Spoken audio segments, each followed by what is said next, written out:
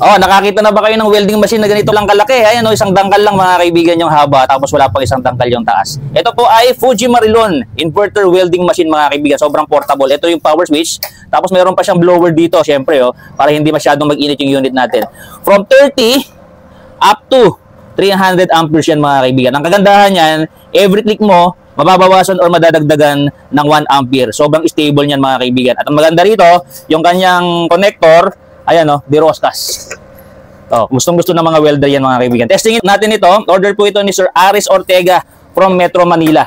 Ayan, kompleto na po yan. May kasama na pong welding rod holder na may cable, saka ground. Gagamitin nyo na lang po pagdating nyo po sa bahay. So testingin natin. Ilagay po natin sa 30 amperes para makita nyo kung gaano kalakas yan. No? 30 amperes tapos 2.5 mm na welding rod yung gamit ko. Pag dinikit ko mga kaibigan, no, unang dikit pa lang, spark ka agad. Pero syempre nasa tamang diskarte. Oh, makakapag-welding ka pa rin kahit 30 amperes yung gamit mo. O, diba? Lagay po natin sa mga 100 amperes. Ayan, mga 100, mga 80 na lang siguro. Ayan, 80 amperes. Tingnan nyo mabuti. Ganda yan, no? May anti-stick function pa siya. Hindi basta-basta dumidikit yung welding rod sa ating wini-welding mga kaibigan. 80 amperes. Napakaganda. Unang dikit. Nag-i-spark ka agad. Okay?